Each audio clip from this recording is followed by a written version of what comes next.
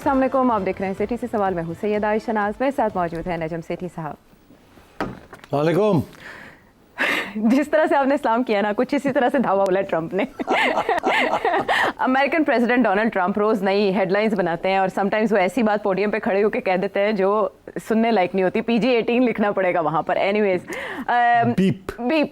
Beep वो ऐसी गुफ्तगू कर जाता है जो नॉर्मल इस लैंग्वेज में, डिप्लोमेटिक लैंग्वेज में नहीं होती। बहरहाल चाइना की तरफ से जवाब आ रहा है, लेकिन नप्पा तुला जवाब आ रहा है। लेकिन इसमें एक बड़ी अजीब चीज़ हुई जिसकी तरफ जाने से पहले मैं सुनवाना चाहूँगी कि आपने डोनाल्ड ट्रंप की स्ट्रेटजी को प्लेइंग चिकन के साथ ताबीर किया और उसके बाद हमने देखा कि आलमी जराइद भी यही टर्मिनोलॉजी इस्तेमाल करते हुए पाए गए, जिससे समझ आ सकती है कि उनकी स्ट्रेटजी असल में है क्या। आपने क्या कहा था, सुनते हैं। मैं एक पेशन गोई करता हूँ। डोनाल्ड ट्रंप जो है वो है डील मेकर। वो लड़ाई नहीं करना चाहता, वो डील करना चाहता है और वो डील के परस्यूट में वो गेम खेलता है। तो I think he is playing a game of chicken. अब वो गेम तो बड़ी खतरनाक है, बिकॉज अगर आप नहीं ब्रेक मारते तो you go over the cliff. तो I think he is playing that game, क्योंकि इसने इतनी जबरदस्त प्रोपेगेंडा किया है कि मैं अमेरिकन अवाम के लिए कर रहा हूँ और मेक अमेरिका ग्रेट अगेन के लिए कर रहा हूँ, कि वो जो रेटरिक है वो सारी फैल गई हर जगह पे। People are taking him very seriously कि यार ऐसा कोई पता नहीं है, कर पहले ये था करेगा नहीं करेगा, कर दिया उसने, लेकिन कर दिया। अब वो सारे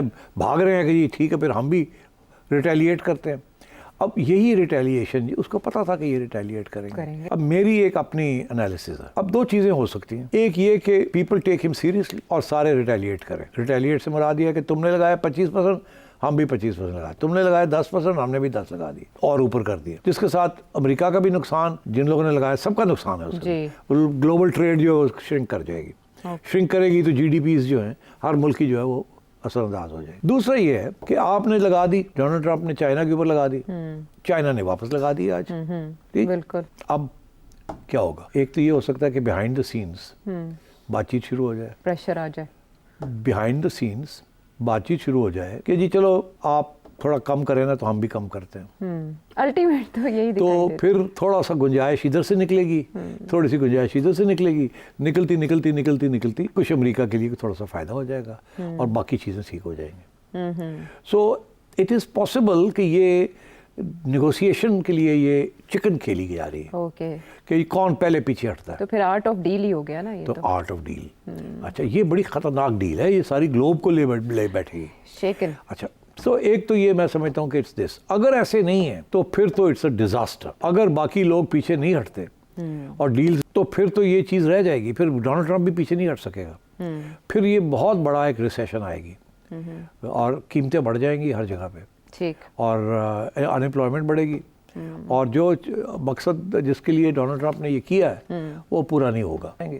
तो मेरा ख्याल है कि इसके अंदर अभी आप देखिए गेम चलनी है थोड़ी देर, ठीक है, और ये हो सकता है कि अगले 2-3 महीने ये कंट्रैक्शन हो, हर जगह से काउंटर रिटेलिएशन हो, फिर उसके बाद नेगोशिएशन शुरू हो जाए। मैं एग्जांपल देता हूँ, इंडिया के अंदर अभी बातचीत शुरू हो गई है। वो कह रहे हैं नरेंद्र मोदी को, एडवाइजर्स के, सबसे बिफोर ये इम्प्लीमेंटेशन शुरू हो जाए आप पहले ही रिड्यूस कर दें अपने। और क्या जैसे आप रिड्यूस करेंगे तो डोनाल्ड ट्रंप को कह दें हमने तो रिड्यूस कर दिया, आप भी रिड्यूस करेंगे। और आप ये देखिएगा, अगर ऐसे 2-3 बड़े लोगों ने आपने पहले से ही चिकन आउट हो गए तो फिर ये गेम जो है ना वो डोनाल्ड ट्रंप के हक में जाएगी। फिर अगर इस वक्त सारे लगा रहे हैं काउंटर टैरिफ, तो अगर किसी ने काउंटर रिडक्शन शुरू कर दी, राइट, तो फिर सारे ना शुरू हो जाए कि चलो जी सरेंडर कर लेते हैं और नेगोशिएट करके उसका भी काम हो जाता है, हमारा भी काम हो जाता है, बचाव हो जाएगा। ठीक, तो अब इंडिया जैसे कुछ ऐसे मुल्क हैं जो बड़े सेंसिटिव हैं टू बैलेंस ऑफ ट्रेड, वो अमेरिकन मार्केट्स नहीं छोड़ना चाहते। तो इसलिए इट्स पॉसिबल कि some big countries might turn around and say कि जी हम पहले से रिड्यूस कर देते हैं, आप हमारे ऊपर ना लगाएं, हम रिड्यूस कर रहे हैं, क्योंकि रेसिप्रोकल टैरिफ्स है ना कि आपने तो लगाया हमने तो लगाया। तो अगर हम फिर करते हैं पीछे हटते तो आप भी पीछे हट जाए। तो ये मैं समझता हूँ कि पहला राउंड में जो आप आज देख रही हैं कि चल रहा है सारा कुछ, एक दूसरे के ऊपर लगा रहे हैं, मगर सेकेंड राउंड एक आएगा मेरा ख्याल है जिसमें आपको खबरें आनी शुरू होंगी कि फलाने पहुँच गए हैं, फलाने ने अनाउंस कर दिया हम रिड्यूस कर रहे हैं, नेगोशिएशन शुरू हो गई हैं एंड सो ऑन। तो इसलिए I think slowly this counter philosophy ये रूट पकड़ेगी। ये शायद ऐसे ना हो कि फिर डोनाल्ड ट्रंप की डील जो है वो चिकन खेलते खेलते Donald Trump might be successful. और अगर ये सक्सेसफुल नहीं होता और ये चीज़ चलती है Ayesha, then we are in for very big global recession और लड़ाई झगड़े एंड ग्लोबल रिसेशन। तो I think that's the long and short of this tariff issue. आपने लॉन्ग टर्म शॉर्ट टर्म में सारी प्रेडिक्शंस कर दी और इनमें से दो यूं पूरी हुई हैं कि एक तो ये कि नेगोशिएशंस शुरू हो गई हैं और इसका एतराफ़ उन्होंने अपनी स्पीच में किया कि 75 ममालिक जो हैं वो आमादा हैं बातचीत के लिए, हम आगे बात बढ़ाएंगे। यहाँ के पाकिस्तानी वफ्द भी जा रहा है बातचीत के लिए। इसमें अभी तक तो वैसा ही हुआ, ये पिछले हफ्ते की आपकी प्रेडिक्शन थी, लेकिन उसके बाद जो अब खबर सामने आई है वो ये कि उन्होंने 90 डेज़ के लिए मौकूफ़ कर दिया है बाकी ममालिक पर तो टैरिफ, लेकिन चाइना को सिंगल आउट करके उस पर मज़ीद टैरिफ बढ़ा दिया है। अच्छा, ये 90 डेज़ के लिए मौकूफ़ करना क्या जाहिर करता है? क्या असल में प्लान यही था या कुछ ऐसा हुआ, हिचकोले आए स्टॉक मार्केट में जिसकी वजह से ये यू टर्न ले लिया? बहुत अच्छा सवाल है। उसकी वजह यह है कि इस वक्त ओपिनियन जो है वो डाइवर्स है। दो किस्म के ओपिनियन चल रहे हैं। एक मेरे वाला ओपिनियन कि ये उसको पता था जब उसने ये सब फैसले किए कि हम ये करेंगे, और जिस तरीके से उसने किया कि उसका ख्याल था कि बेस्ट केस सिनारियो क्या हो सकता है और वर्स्ट केस सिनारियो क्या हो सकता है। बेस्ट केस सिनारियो ये हो सकता है कि लोग डर जाएंगे, भागे भागे आएंगे और आके कहेंगे लो जी गल कर लो साढ़े नाल, जिसका नेट फ़ायदा इसको होगा। ठीक, वो वर्स्ट केस सिनारियो ये है कि क्रैश कर जाएगा सारा कुछ, लोग खड़े हो जाएंगे, इसके खिलाफ महाज बन जाएंगे, स्टॉक मार्केट क्रैश कर जाएगी, ये हो जाएगा वो हो जाएगा। That was the worst case scenario. तो मेरा ख्याल है इसने सोचा ऐसे होगा कि बेस्ट केस सिनारियो के ऊपर काम करते हैं, अगर तो हो गया तो बहुत अच्छा है, आगे लोग डर के, ठीक है। अगर वर्स्ट केस सिनारियो हो तो मैंने यू टर्न ले लूँगा, मैं और कर दूँगा, मैं एकदम रिवर्स कर दूँगा और एक्सक्यूज़ मेरे पास होगा कि मैं और मौका दे रहा हूँ। तो अब मेरा ख्याल यही है, मेरा भी अभी तक यही ख्याल है कि इससे सोची समझी गेम खेली थी, अपने लिए एक एग्जिट स्ट्रेटजी छोड़ दी थी कि ये इस स्ट्रेटजी से निकलना पड़े तो मैं निकल सकता हूँ। अच्छा। अगर हुआ ये है कि दो चीज़ें साथ साथ हो गई हैं, क्लियर कट एक तरफ या दूसरी तरफ झुकाव नहीं हुआ। एक ये कि ऐसे नहीं हुआ कि सारी दुनिया इसके खिलाफ खड़ी हो गई, तो दूसरा ये नहीं कि सारी दुनिया इसके साथ चल पड़ी है। कुछ लोग चल पड़े हैं साथ, कुछ लोग अभी भी इसके खिलाफ खड़े हैं। फॉर एग्जांपल कनाडा इसके खिलाफ खड़ा है, यूरोपियन यूनियन इसके खिलाफ खड़ी है, चाइना इसके खिलाफ खड़ा है, मोटी मोटी। बाकी छोटे इधर उधर के सारे लाइन में आ गए। सो ना ये इधर की बात पूरी हुई है ना उधर की बात पूरी हुई है। तो I think what he is done now, इसके एक तरफ तो उसने अपनी सक्सेस स्ट्रैटेजी का ऐलान कर दिया कि देखो जी सारे 75 लोग जो है वो आए हुए हैं, अब जो लफ्ज़ इस्तेमाल किए हैं बड़े घटिया किस्म के हैं, मिन्नत तरला कर रहे हैं, पैर पड़े हैं, आगे ना ते हा ठीक। और दूसरी तरफ उसने फिर 90 दिन की और एक पॉज कर दिया। ये 90 दिन के अंदर चाइना और यूरोपियन यूनियन वगैरह वो लोग जो कि इस वक्त खड़े हैं और अपनी स्ट्रेटजी प्लान कर रहे हैं। चाइना ने तो अनाउंस कर दी है, यूरोप ने अभी तक स्ट्रेटजी अनाउंस नहीं की है जी, ठीक।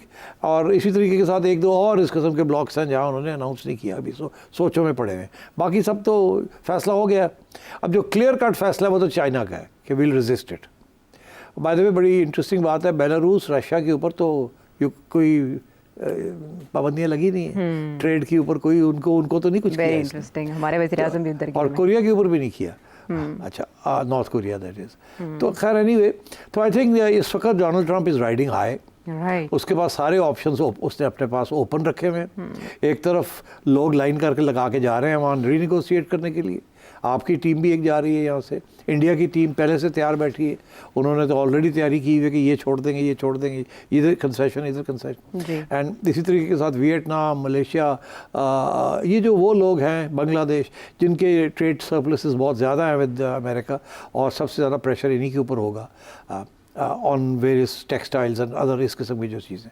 But I think the jury is still out कि इवेंचुअली क्या होगा।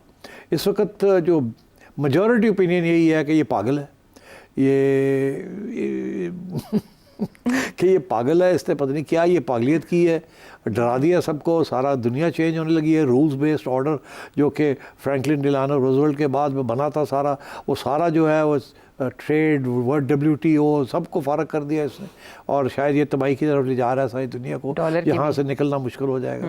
एक तो ये, दूसरी तरफ वो लोग हैं जो कहते हैं देखा हमने कहा था कि इससे ये नहीं हो सकेगा, स्टॉक मार्केट क्रैश की है तो इसने फ़ौरन रिवर्स गियर डाला है, और रिवर्स गियर डालने के स्टॉक मार्केट फिर चढ़ गई है। यही हुआ है ना। ऑयल प्राइसेस भी, स्टॉक मार्केट भी गिर गए, क्रैश कर गए एकदम। वो तो अब फिर वो जब इसने 90 डे पॉज किया तो फिर चढ़ गई है वो। तो 90 डेज बाद क्या होगा? अच्छा, अब 90 डेज तक मेरा ख्याल है, अब आपने असली सवाल तो पूछ लिया, अब आगे 90 डेज में क्या होगा। मेरा ख्याल है he will negotiate with European Union and with China. अच्छा, नेगोशिएशन 90 डेज बड़े लंबे दिन हैं। 15 दिन की बात होती या महीने की बात होती तो आप समझते कि इसने एक दफ़ा कर दिया फिर करेगा। उसने जो 90 डेज़ दिया है ना, ये 90 डेज़ सिर्फ यूरोपियन यूनियन और चाइना के साथ के लिए किया है। अच्छा। क्योंकि इनके साथ मुश्किल नेगोशिएशंस होंगे, ये रातों रात मसले नहीं हल होंगे।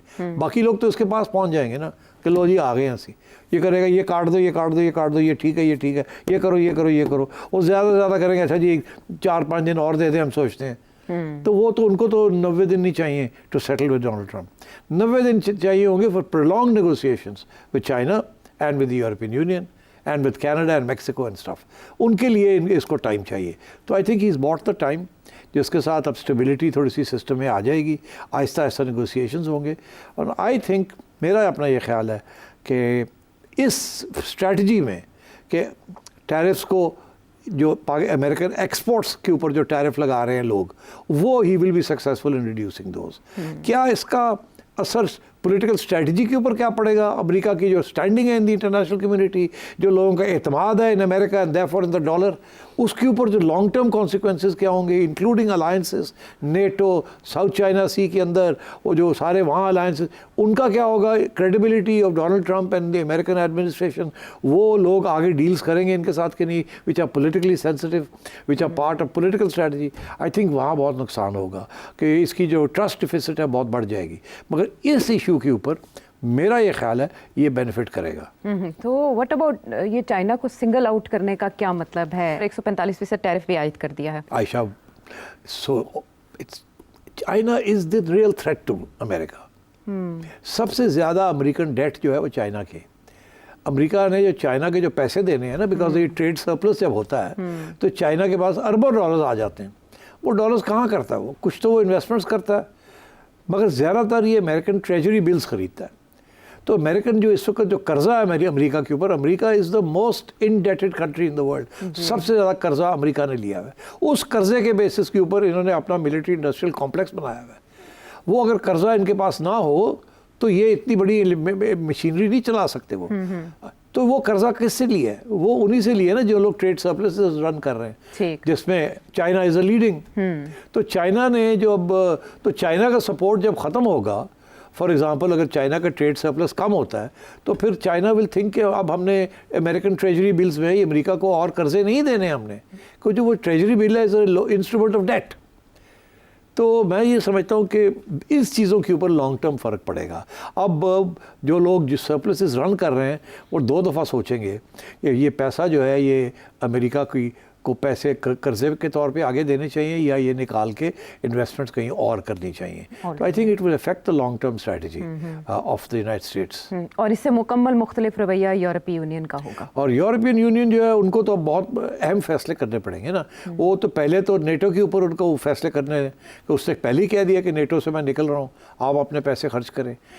मगर उसने ये नहीं कहा था कि मैं नेटो छोड़ के जा रहा हूँ। उसने कहा था कि नेटो शेयर अपना बढ़ाएं पैसों का, ठीक। मगर अब जो नेटो वाले हैं उनको तो समझ आ गई है कि ये he doesn't give a damn about NATO, he doesn't care about European security. वो इनफैक्ट यूरोप को समझता है कि ये हमारे ऊपर ये हमारा इस्तेमाल करते रहें और ये जाएं जो जन्नत में जाएं। इनकी अगर कोई थ्रेट है तो हमारी थ्रेट तो नहीं है, रशिया से हमें कोई थ्रेट नहीं है, अगर इनको है तो अपने निपटे अपने आप। तो यूरोप जो है वो अब सिर्फ ये क्वेश्चन ऑफ नेटो नहीं है, वो और भी सवाल जो हैं रिगार्डिंग अलायंसेस विद अमेरिका, उसके ऊपर भी अब वो सोच विचार वहाँ करनी पड़ेगी। ऑलरेडी फ्रांस और जर्मनी जो हैं वो ऑलरेडी इसकी बात कर रहे हैं। अब यूके जो है वो सबसे कम अफेक्टेड है, सबसे कम टैरिफ्स उसने यूके पे लगाए, मगर बाकी सब मुल्कों पे तो लगाए हैं। और वो ज़्यादा भी I think they are more nationalistic than the UK का बहुत एक तारीखी अलायंस रहा है with United States, big brother. मगर अब इसके बाद तो वो बिग ब्रदर जो है वो तो पै गया दोनों। तो अब मेरा ख्याल है यूके को कोई सोचना पड़ेगा करना क्या क्या नहीं करना। मगर यूरोप जो है मेरा ख्याल है उन्होंने फैसला कर लिया है कि अमेरिका को ट्रस्ट नहीं किया जा सकता। डोनाल्ड ट्रंप ने जिस किस्म की हरकतें की हैं इसको ट्रस्ट नहीं किया जा सकता। नेटो भी है, अब हमें खुद संभालना पड़ेगा। और अगर करना है तो अपनी डिफेंस खुद करनी पड़ेगी, उसके साथ पैसे और डिफेंस में डालने पड़ेंगे, which means social security, welfare state, इसके ऊपर आप पैसे आप इतने नहीं खर्च कर सकेंगे, जो कि उनका मेन स्टे है यूरोप का। वो Europe is known for its welfare state, ठीक है ना। तो वो अब अगर उसमें पैसे कम खर्च करने हैं और अपनी डिफेंस पे करने हैं तो उनकी सारी इंटरनल इकोनॉमीज़ और पॉलिटिक्स तब्दील हो जाएगी। इसके अलावा अब ये जो ट्रेड वॉर जो शुरू हो रही है, इसके ऊपर भी the Europeans will have to diversify their trading blocks. कुछ लोगों का ये कहना है कि अब नए ट्रेडिंग ब्लॉक्स बनने शुरू हो जाएंगे, क्योंकि चाइना, रशिया जो है एंड ब्रिक्स, ये ऑलरेडी एक थ्रेट पे पोज कर रहे थे to the American led alliances. तो अगर ऐसे ही है तो अब मेरा ख्याल है गोइंग फॉरवर्ड लॉन्ग टर्म अगर आप देखेंगे तो मुझे ऐसे लगता है कि शॉर्ट टर्म में तो डोनाल्ड ट्रंप शायद कामयाब हो जाए getting a good deal out of some countries and maybe all countries or maybe most countries. But long term में I think this is ये isolationist किस्म का message है. America will be the loser, especially in strategic terms. और बाकी जो एक system चलने जा रहा था जिसको चाइना लीड कर रहा है, डॉलराइजेशन की तरफ हम इसको देखिए, चाइना ऑलरेडी उसकी कोशिश है कि डॉलर डिपेंडेंसी ख़त्म हो और ब्लॉक्स बने और नई करेंसीज जो हैं वो बनाई जाएं, और इसीलिए वो ऑलरेडी दे आर चैलेंजिंग ये जो अमेरिकन डोमिनेटेड वेस्टर्न सिस्टम है स्विफ्ट का। SWIFT is transfers of funds from one place to another. वो कहते हैं एक जगह से दूसरी जगह फंड्स ट्रांसफ़र करने के लिए आज इतनी पाबंदियाँ लग गई हैं अंडर द एग्जिस्टिंग सिस्टम कि 2-2, 3-3 दिन लग जाते हैं before funds can be transferred. China ने ऑलरेडी एक परफेक्शन कर ली है, ऐसा सिस्टम बना दिया है जो कि वो इनकरेज कर रहे हैं इंडिया, रशिया वगैरह वगैरह को कि आप ये इस्तेमाल करें, where it's transfer is instant. आप बटन दबाएं तो सारी जगह पे ट्रांसफ़र हो जाते हैं। 6-7 गेटवेज हैं, उसमें से निकल के फौरी तौर पे पार्ट चला जाता है। एंड सो आई थिंक एक alternative system is in the making. ये 10 साल, 15 साल, 20 साल शायद लग जाए इसको, मगर आई थिंक ये है end of the American century. This is the end of the American century. And एक चीज़ चलने जा रही थी, हो रही थी आहिस्ता आहिस्ता, उसको डोनाल्ड ट्रंप ने स्पीड अप कर दिया बाय दिस लास्ट गास्प जिसे कहते हैं, लास्ट अटेम्प्ट। और ये अटेम्प्ट फेल हो जाएगी, ये स्पीड अप कर देगी उस सिलसिले पर। China will become the world leader sooner और लेटर। और वो उनका नारा जो, और इसीलिए to answer your question, this was aimed at China. Okay, वो अमेरिका ग्रेट अगेन को बनाने का जो मिशन है वो तो उल्टा पड़ जाएगा। ये बहुत बड़ी प्रेडिक्शन है और इसमें हकाइक भी दिखाई देता है मामला जिस तरफ जा रहा है। अब अमेरिका चाइना ट्रेड वॉर में पाकिस्तान कहाँ खड़ा है? कहीं भी नहीं खड़ा। Pakistan exports to the US are around 5.5 billion और पाकिस्तान के इम्पोर्ट्स आर अबाउट 2 बिलियन लगभग। तो एक सरप्लस है, तो जो गैप है वो 3, 3.5, 4 का है जी। पीनट्स अमेरिका के लिए तो खंगो तो है, दे देने वो भी नहीं आता। उनके वेपन्स उधर $7 बिलियन के, हमारे लिए ये बड़ा इंपॉर्टेंट है। तो हम जाके कहेंगे जी बादशाह सलामत, असी तुहाडे कोल थोड़ी जी पेट्रोल भी खरीद लेने हैं, असी तुहाडे कोल वीट भी खरीद लेने हैं, थोड़ा ये बैलेंस है, आप टैरिफ शरीफ ना लगाएं, ये जो गैप है ना इसको हम कम कर देते हैं, आपसे ज़्यादा चीज़ें शायद और इम्पोर्ट कर लेते हैं। मगर यहाँ जो है अभी जो आपको पता ही है कि इसाक डार साहब ने अभी एक मीटिंग कॉल की है, मैंने प्रिडिक्ट किया था नहीं कॉल, हाँ आपको फ़ोन कॉल आपने एक प्रिडिक्ट की थी और उसके बाद आपने जो प्रिडिक्ट किया था उसके बाद मैं सवाल की तरफ आती हूँ। ये है कि इसाक डार साहब की सेक्रेटरी ऑफ स्टेट के साथ बात होने जा रही है, मार्को रूबियो के साथ जी। और उससे काफ़ी चौड़े एजेंडा आइटम्स हैं और काफ़ी कॉम्प्रिहेंसिव किस्म की बात होगी। तो ये I can tell you that things are moving smoothly in favor of this current government.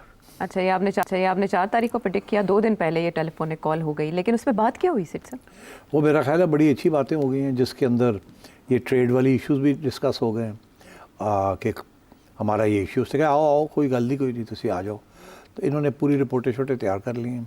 इन्होंने फैसला किया कि लंबे चौड़ी एक डेलीगेशन लेके जाएंगे, ठीक है, जिसके अंदर ट्रेड के लोग भी होंगे, प्राइवेट सेक्टर के भी होंगे और मिनिस्ट्रीज़ के लोग भी होंगे एंड सो ऑन। अब मेरी तो तजवीज़ यही होगी कि इतनी लंबी चौड़ी डेलीगेशन ले जाने की ज़रूरत नहीं है। आपका छोटा सा मसला है, उसको इतना बड़ा ना बनाएं, लोग मजाक उड़ाएंगे कि जॉय राइड के लिए 10 लोग चले गए, 15 लोग चले गए, वहाँ मीटिंग तो होनी है 2 लोगों की, तो इतने लोग को ले जाने की ज़रूरत क्या है? ठीक है ना। और मोटी मोटी ये बात, वो आपकी बारीकियों में नहीं जाना चाहते। उन्होंने जो अचीव करना था वो अचीव कर लिया। वो आपके साथ 2 और बातें कर देंगे इसके साथ। एक तो ये अफगानिस्तान वाली बात करेंगे आपके साथ वो जी, इसमें तो कोई शक ही नहीं है कि they will talk about Bagram air base, they will talk about terrorism in Afghanistan, US-पाक cooperation and so on and so forth. और हथियार जो पीछे जो हथियार रह गए हैं कि play a role in getting us access to those and so on. तो मेरा ख्याल है कि ये बातें हुई हैं और अब सवाल ये है कि इस डेलीगेशन को कौन लीड करेगा। आखिरी जो मेरी चिड़िया की खबर थी वो ये थी कि कॉमर्स मिनिस्ट्री में से जाम कमाल साहब लीड करेंगे। अच्छा। मगर अभी वहाँ भी ये डिस्कशन चल रही है कि is he the right man to lead this delegation. क्या इसहाक डार साहब को जाना चाहिए, क्या फाइनेंस मिनिस्टर औरंगजेब साहब को जाना चाहिए कि नहीं। मेरा ख्याल है अगले 1-2 दिन में ये फैसला हो जाएगा और फिर देखते हैं क्या होता है। But I don't think this very significant. Pakistan is right. तो आपके साथ कोई प्लान ऑफ वो मुतबादिल प्लान भी शेयर किया गया, कोर्स ऑफ एक्शन भी जो ये प्रपोज करने जा रहे हैं या नहीं? वो एक रिपोर्ट बनी है, मैंने नहीं देखी, बट आई थिंक कॉम्प्रिहेंसिव होगी। उसमें काफ़ी स्टेक होल्डर्स को कंसल्ट किया होगा। तो जाहिर है टेक्सटाइल लॉबी को कंसल्ट किया है, स्पोर्टिंग गुड्स को किया है, इधर किया उधर किया, और फिर मिनिस्ट्रीज को कंसल्ट किया है कि अगर हमें इम्पोर्ट वहाँ से ज़्यादा करनी पड़े तो क्या कर सकते हैं। तो किसी ने कहा जी पेट्रोल ले सकते हैं उनसे, अच्छा, गैस ले सकते हैं उनसे हम, because America wants to export oil and gas. वो इंडिया को भी उन्होंने ऐसी पेशकश की। तो अगर वो आप करते हैं तो आसानी से 1-2 बिलियन डॉलर की तो वो ले सकते हैं, तो वो गैप तो कम हो जाएगा। एंड इसी तरीके के साथ वीट आप खरीद सकते हैं। आप कनाडा से लेते हैं, अमेरिका से ले सकते हैं। आप यूक्रेन से लेते हैं, यूक्रेन से ना लें, अमेरिका से ले लें, और वो फिर नेगोशिएट कर लें। तो ये चीज़ें हो जाएंगी। आई डोंट थिंक कोई इतनी कॉम्प्लिकेशंस है इसके अंदर। एक ही मीटिंग के अंदर सारा कुछ तय हो जाएगा वहाँ। राइट, ठीक है। It's not a big deal. आपके मुताबिक ये मामला इतना है कि इसके लिए 3 अफराद भी जाएँ तो वो काफ़ी होंगे, क्योंकि मामला 2-3 से ही बनने हैं जो मीटिंग होनी है। बहरहाल ये प्रोस्पेक्ट्स हैं इन सारे मामलात के। हम वापस बात करेंगे कि पाकिस्तान तहरीक इंसाफ में कैसी उथल पुथल है, कैसा शोर है।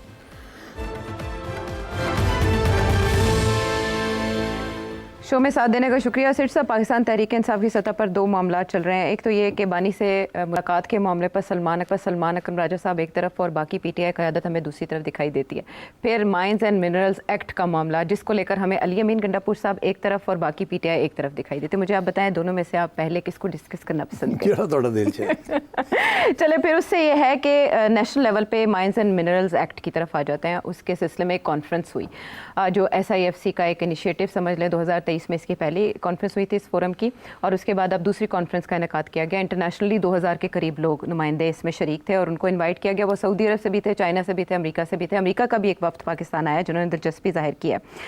उस कॉन्फ्रेंस में PTI की नुमाइंदगी, या हम समझें KP की नुमाइंदगी के लिए अली अमीन गंडापुर साहब तकरीब में मौजूद थे, लेकिन स्टेज पर उस तस्वीर में जो पाकिस्तान की तरफ से एक कमिटमेंट को रिप्रेजेंट करी थी उससे गायब थे।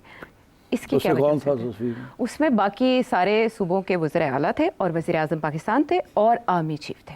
तो आर्मी चीफ और वज़ीर आला थे, वज़ीर आज़म और वज़ीर आला। वज़ीर आज़म। अच्छा, अब बात यह है कि देखिए, let's put this in perspective. झगड़ा क्या रहा है बिटवीन प्रोविंसेस एंड फेडरेशन, कि ये जो रिसोर्सेज हैं वो किसकी उसके ऊपर हक है। प्रोविंसेस कहते हैं अगर हमारी प्रोविंस के अंदर कोई रिसोर्स निकली है, तेल निकला है, ऑयल निकला है, मिनरल निकला है, तो उसका 90% हिस्सा हमें मिलना चाहिए। फेडरेशन कहती है नहीं, ये नेचुरल रिसोर्स है, ये फेडरेशन की मलकियत है। अच्छा, तो इसमें हमारा हिस्सा सबसे ज़्यादा होना चाहिए। आपका हिस्सा होना चाहिए, सबसे ज़्यादा हमारा होना चाहिए। ये इश्यूज़ पहले दिन से ये चल रहे हैं। बलूचिस्तान का सबसे बड़ा इशू सुई गैस का था। आज तक वो बलोच यही कहते हैं कि सुई गैस हमारे इलाके से निकली है मगर हमें नहीं मिलती, रॉयल्टी नहीं दी, और हमें अपनी रॉयल्टी मिलती है। अच्छा, थोड़ी बहुत, मगर ये सारी हमें मिलनी चाहिए थी। और अगर हमने कुछ देना था तो हम देते फेडरल गवर्नमेंट को। फेडरल गवर्नमेंट का ये है कि जी ये तो फेडरल प्रोजेक्ट था, फंडिंग सारी हमने की, सारा कुछ हमने किया, रास्ते हमने बनाए, सड़कें हमने बनाई, फैसिलिटेशन हमने की, और ये एक सारी कौम की मलकियत है, ये सिर्फ आपकी मलकियत नहीं है। आपका हिस्सा ज़रूर है मगर मलकियत सारी कौम की है और हम बांट के देंगे सबको। तो ये झगड़ा अब बलता जा रहा है। अब क्योंकि लेटेस्ट, अब ये आपने देखा रेकोडेक के ऊपर क्या हुआ जी। इसके ऊपर दो झगड़े थे। एक ये था कि प्रोविंस का शेयर कितना होगा, फेडरल गवर्नमेंट का कितना होगा, और जो इन्वेस्टर कर रहा है उसका कितना शेयर होगा। ये पहले दिन से ये इशू चल रहा था। उसके बाद एक इशू बना ये कि जो भी वो उस वक्त मुआहदा हुआ वो सुप्रीम कोर्ट चीफ जस्टिस साहब ने उसको उड़ा दिया, जिसकी वजह से फिर एक डज लग गई। और वो जो डज लगी है 6 बिलियन डॉलर्स की, वो फेडरल गवर्नमेंट को देनी पड़ी, वो फेडरल प्रोजेक्ट था। तो अब प्रोविंस ये नहीं कह सकती कि जी जब डज लगती है तो आप दें, पैसे 4 बनते हैं तो हमें सारे मिलने चाहिए।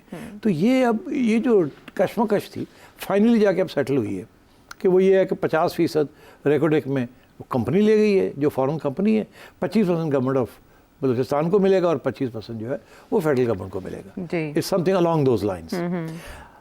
बड़ी मुश्किल से ये तय किया है। अभी भी बलोच अवाम जो है या नेशनलिस्ट है वो खुश नहीं है, वो कहते हैं सारा हमें मिलना चाहिए था, एंड सो ऑन एंड सो। अब आगे जाके आपने सुना चाइना के साथ अमेरिका का क्या झगड़ा है, यूक्रेन के अंदर अमेरिका क्या चाहता है फ्रॉम यूक्रेन, रशिया जिन इलाकों में बैठा हुआ है वहाँ क्या नेचुरल रिसोर्सेज हैं, सारे बात स्ट्रेटेजिक मिनरल्स की बात हो रही है। आगे जब जो ज़माना आ रहा है वो तेल और गैस के अलावा अब और भी स्ट्रेटेजिक मिनरल्स पाए जाते हैं जिनकी ज़रूरत पड़ेगी, वेदर इट इज़ लिथियम और whether it is many other strategic जो कि सेमीकंडक्टर्स में इस्तेमाल होते हैं या रॉकेटरी में इस्तेमाल होते हैं या स्पेस एक्सप्लोरेशन में होते हैं या साइंस के बाउंड्रीज़ को आगे बढ़ाने के लिए। That is why they are known as rare earth minerals. अब रेयर अर्थ मिनरल्स जो है वो सबसे ज़्यादा चाइना में अवेलेबल है, और फिर यूक्रेन में भी हैं, अमेरिका में भी, हर जगह पे हैं थोड़े बहुत।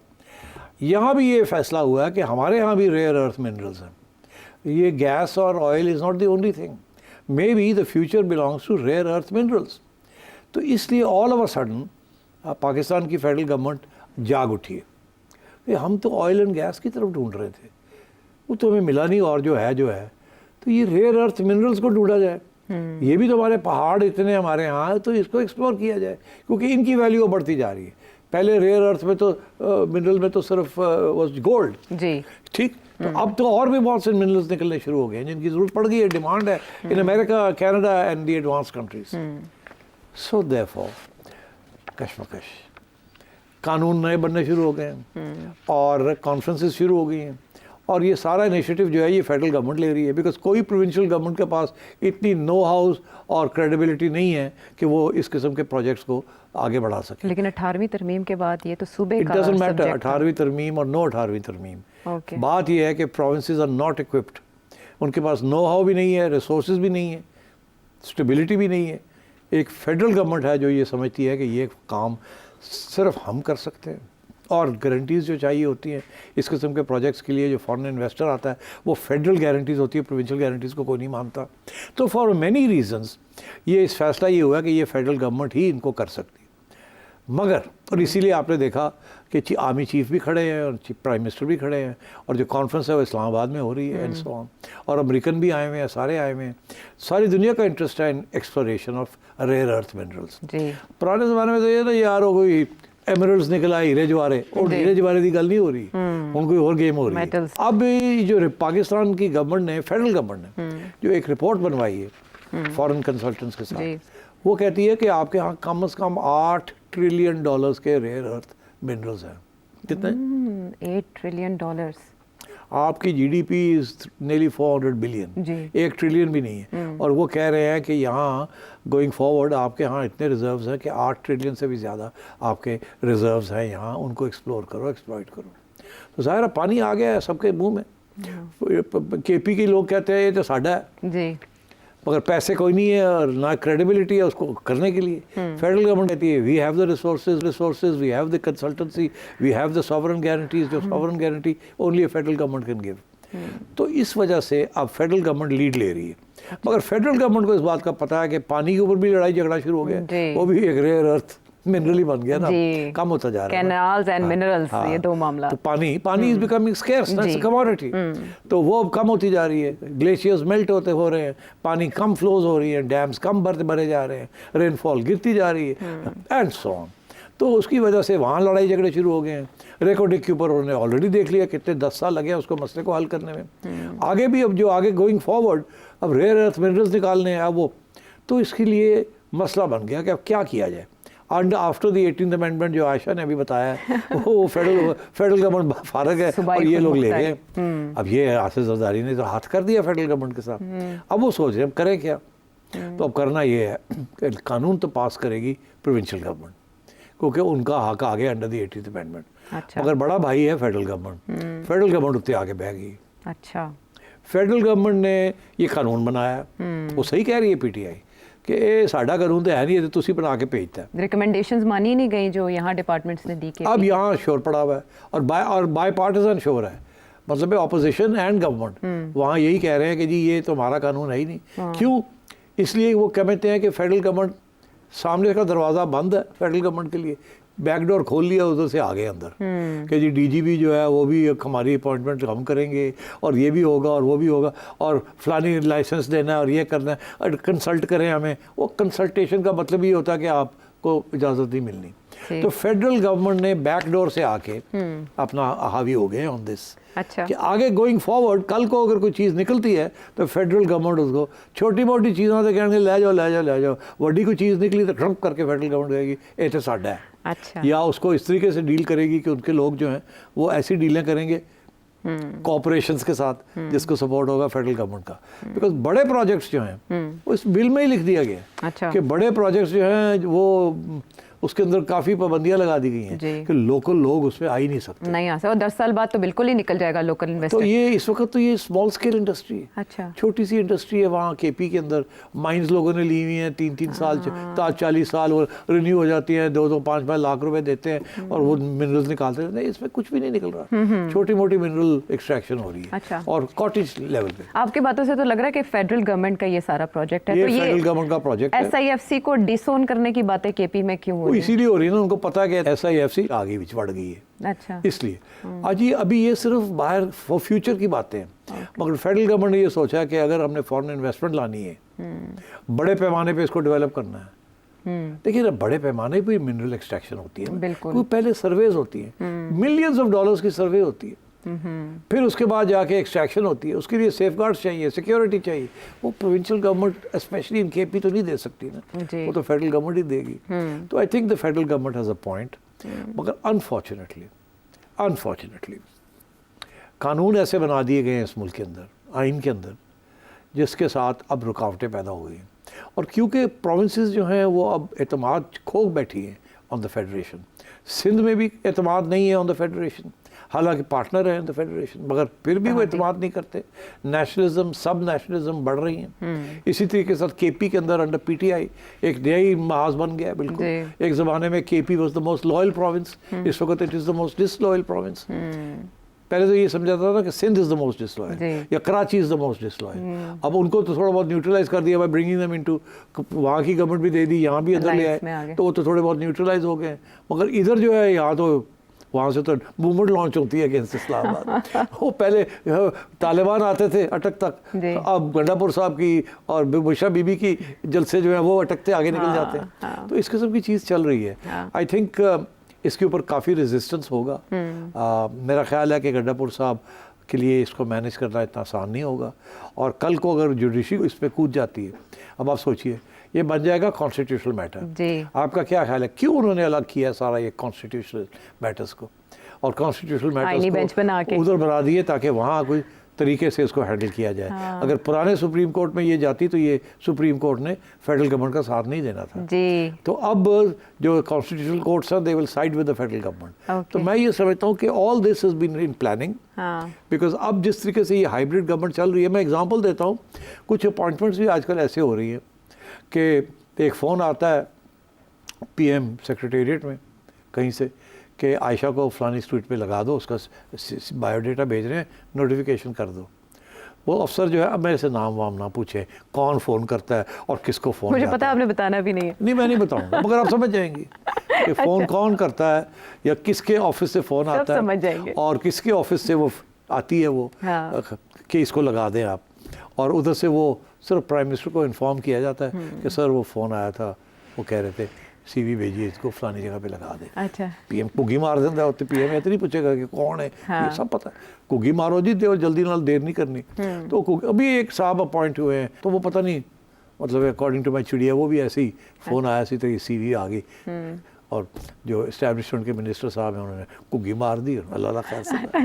इरसा के चेयरमैन के मामले में माजी में तनाज़ा हुआ था और उसके बाद तो ऐसे ही है, तो आया था बिल्कुल। तो कुछ अपॉइंटमेंट्स तो डायरेक्टली हो रही हैं। तो ये भी इसीलिए बिकॉज अब ये मेरा ख्याल फैसला हुआ है हमारे इदारों के अंदर कि अब वो directly they will become part of the federal government, और जो अहम फैसले हैं वो ख़ुद भी करेंगे और उसको उसके कानून भी बनाएंगे और उसको पुश भी करेंगे, and they will take responsibility for it. ये SIFC है क्या? ये अम्ब्रेला ऑर्गेनाइजेशन है कि फेडरल गवर्नमेंट और प्रोविंशियल गवर्नमेंट के दरमियान और फेडरल गवर्नमेंट और इंटरनेशनल कम्युनिटी के दरमियान जो मुआहदे होने हैं उनको स्ट्रीमलाइन किया जाए ताकि काम आगे चले। One window operations, very right. लेकिन इससे उठते हैं बहुत से सवाल, जैसे सेठी साहब ने कहा कि अली अमीन गंडापुर साहब के लिए इसको पास करवाना, इस एक्ट को पास करवाना, इस बिल को पास करवाना, या इसमें जो अमेंडमेंट्स प्रपोज की गई हैं उनको पास करवाना इतना आसान नहीं होगा। क्या ये उनके मुस्तकबिल का फैसला कर देगा? और अलीमा खान किसको किससे मशरूत कर रही हैं? एक ब्रेक के बाद बात करेंगे।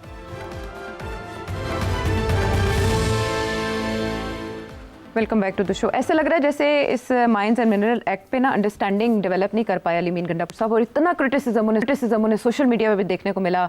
उधर से जो ओवरसीज़ पाकिस्तानी ब्लॉगर्स हैं उन्होंने भी अली अमीन गंडापुर को निशाना बनाया कि आप कैसे इसमें वफाक के साथ बैठ सकते हैं। तो क्या मुस्तकबिल है इस एक्ट का? या देखिए, अलीमा खान ने ओपोज किया है इसको। उसने कहा कि ये फेडरल गवर्नमेंट की इंटरफेरेंस है और ये गंडापुर और प्रोविंशियल असेंबली को पास नहीं करना चाहिए। हाँ, उन्होंने जो कहा ये सुनवा देखिए दें। उनका क्या काम है ऐसी बात करना। लेकिन वो इसमें एक रीज़न दे रही हैं, सुन ले क्या कह रही हैं वो जी। मेरा ख्याल है जो केपी के अंदर माइंस और मिनरल एक्ट है, इसको बिल्कुल पूरे एक्ट को होल्ड पे डाल देना चाहिए जब तक इमरान खान रिहा नहीं होते। चाहे जो मर्जी एक्ट पहले हुआ हो, जो मर्जी तरमीम ये करना चाह रहे हो, पूरा एक्ट होल्ड पे डाल देना चाहिए जब तक इमरान खान रिहा होकर उसको खुद उसकी तफसील समझ के फिर ये असेंबली में पेश होना चाहिए। पर उन्होंने एक्सप्लेन नहीं किया ना क्यों। इसका ये मतलब है, शक तो यही है ना कि ये फेडरल गवर्नमेंट इम्पोज कर रही है और इस पे केपी का फ़ायदा शायद इतना ना हो जितना होना चाहिए।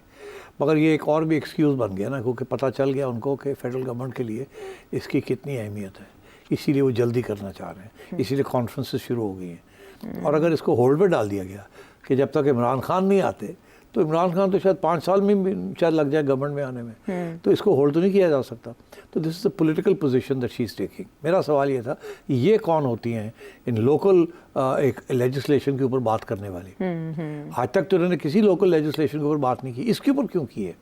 इसीलिए क्योंकि इन्हें इस बात का एहसास है कि फेडरल गवर्नमेंट शर्मिंदा हो जाएगी अगर इसको रोक दिया जाए, उनके लिए प्रॉब्लम बन जाएगी। तो फेडरल गवर्नमेंट को शर्मिंदा करने के लिए, कमज़ोर करने के लिए, उनके ऊपर दबाव डालने के लिए, उनको प्रेशर डालने के लिए, इमरान को रिलीज़ करो तो करवा लो जी, नहीं करोगे तो फिर होल्ड करो। तो this is the same as कि जी रेमिटेंसेस ना भेजें। आप हमारी बात समझ रहे हैं? और इसको सेंसर करें कि जमहूरियत नहीं है ये। तो this is aimed at the federal government, specifically the SIFC that is headed by the army chief. तो this is a political statement. But इससे ये पता चलता है कि गंडापुर साहब इज़ इन ट्रबल। गंडापुर साहब के ऊपर बहुत से इल्ज़ाम लगने शुरू हो गए हैं। उनकी पोजीशन असेंबली के अंदर और केपी के अंदर भी कमज़ोर होनी शुरू हो गई है। बहुत से राइवल्स खड़े हो गए हैं और क्लियरली बुशरा बीबी भी उनके ख़िलाफ़ है और अलीमा खान भी उनके ख़िलाफ़ है। और वहाँ जो लोग नए लोग अपॉइंट हुए हैं लोकल लेवल पे, वो सब भी इनके ख़िलाफ़ हैं। सो अब मुझे ऐसे लगता है कि इनके लिए सर्वाइवल मुश्किल होती जा रही है दिन ब दिन, और ये ऐन मुमकिन है कि गोइंग फॉरवर्ड हो सकता है इमरान खान कोई ऐसा फ़ैसला करे जिसके साथ गंडापुर साहब को तकलीफ़ हो। यानी वो इस मामले पर रिवर्स गियर नहीं लगा सकते अली अमीन गंडापुर साहब इस एक्ट के मामले पर? इस एक्ट तो फेडरल गवर्नमेंट प्रेशर डाल रही है ना, करो। वो उससे हो नहीं रहा है। हाँ। अगर करता है तो डिस्क्रेडिट हो जाता है, और नहीं करता तो फेडरल गवर्नमेंट कहती है जाओ फिर छुट्टी कराओ। तो he is now neither here nor there, he is caught in a devil's land, no man's land. तो मेरा ख्याल है सर्वाइवल उनके लिए मुश्किल होती जा रही है आने वाले दिनों में। तो एक और शख्सियत जिनके बारे में मुझे आपसे जानना है कि क्या उनका काउंटडाउन शुरू हो गया, वो सलमान अकरम राजा साहब है। मुलाकात के मामले पर इतना शोरगुल है कि अब हमें अली ज़फ़र साहब, बैरिस्टर गौहर और इवन फवाद चौधरी साहब वो सलमान अकरम राजा साहब के अगेंस्ट दिखाई देते हैं। इवन के सॉफ्ट स्पोकन बैरिस्टर गौहर भी हमें गुस्से में दिखाई दिए।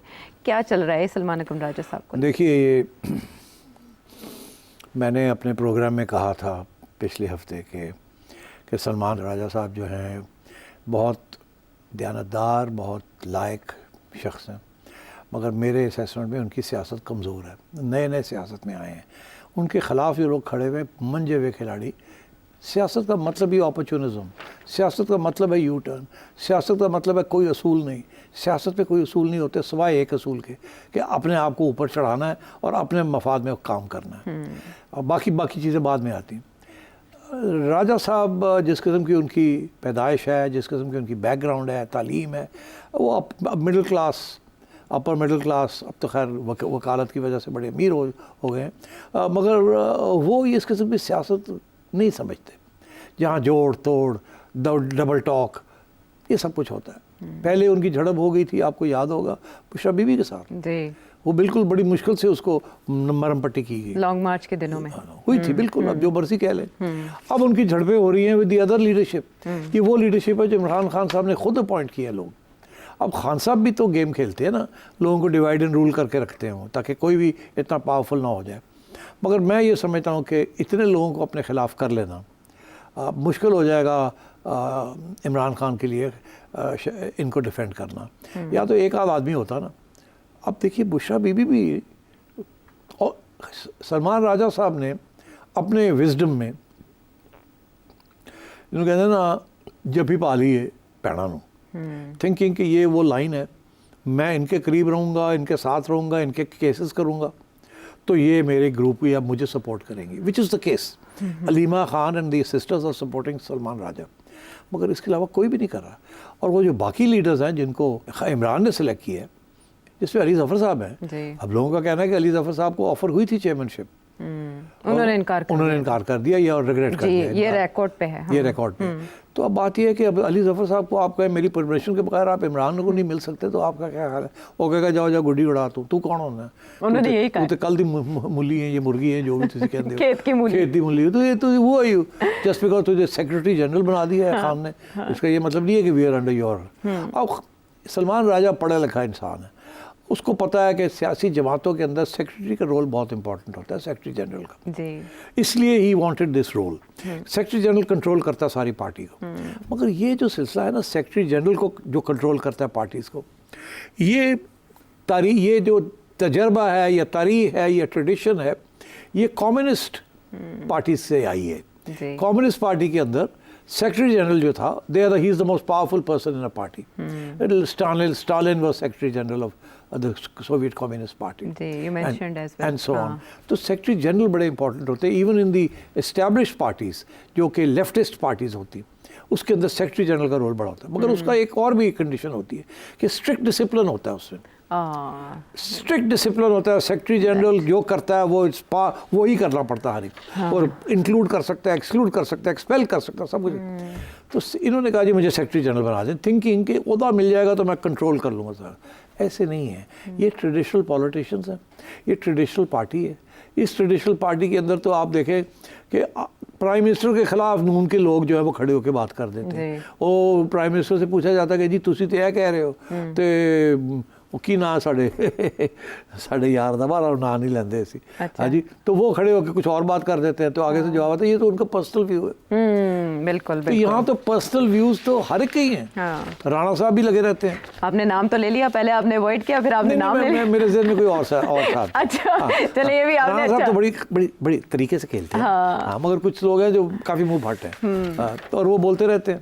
तो वो अब उनको बचाने के लिए कि ये यार साढ़े बंदे ने साढ़े खिलाफ ही गल करती, वो फिर कह जी जाती पॉइंट ऑफ व्यू। ये parties they are not disciplined parties, ये और पीटीआई में तो डिसिप्लिन है ही नहीं। अच्छा, तो सेठ साहब जब प्रोग्राम खत्म होने वाला है तो आज है 10 अप्रैल और वो तहरीक अदम एतमाद को पेश हुए भी 3 साल हो गए। पीटीआई तब कहाँ खड़ी थी और आज कहाँ है, अगर आप इसको कंक्लूड करें तो?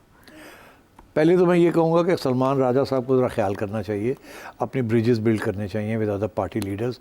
अगर ऐसे नहीं करेंगे तो खान इनको डिच कर देगा, मैं आपको बता रहा हूँ। खान एक बंदे के लिए सारी पार्टी के अंदर लड़ाई झगड़े नहीं लेगा। तो मेरी advice to Salman Akram Raja is a fine man, ऐसे लीडर्स होने चाहिए, is to take some steps back, take a gulp of water and calm down, and don't start throwing your weight around like this. Try and build bridges, alliances. थोड़ी बहुत सियासत करें आप। अब वो वकालत नहीं करनी, सियासत बदल लें अपना टोन मिजाज तरीके को। तो पीटीआई आपके ख्याल में कमज़ोर हो चुकी है उस पोजीशन से? बहुत कमज़ोर हो चुकी है, बहुत कमज़ोर हो चुकी है। और अगर ऐसे ही चलता रहा तो बिल्कुल ही फॉरवर्ड ब्लॉक नहीं बने। और फॉरवर्ड ब्लॉक इसलिए बनेगा इनको कमज़ोर करने के लिए नहीं, ये तो ऑलरेडी कमज़ोर है, इसलिए कि पीपल्स पार्टी आंखें दिखा रही है। अगर पीपल्स पार्टी को अपनी जगह पर ठोकना होगा तो फिर फॉरवर्ड ब्लॉक की ज़रूरत पड़ जाएगी, वोट्स की ज़रूरत पड़ जाएगी। और ये हमारा माजी है और ये दोहराता आया ख़ुद को। हमने देखा है मुख्तलिफ पार्टीज़ के साथ ये हाल होता हुआ, कहाँ पाकिस्तान तहरीक इंसाफ ईद के बाद अलायंस का तहरीक चलाने का, लेकिन अब मामला ये हैं कि एक दूसरे के गरेबान को आए हैं। प्रोग्राम के हवाले से फीडबैक दीजिएगा, सवाल जानना चाहे नंबर आपके सामने। अगले प्रोग्राम तक के लिए इजाज़त।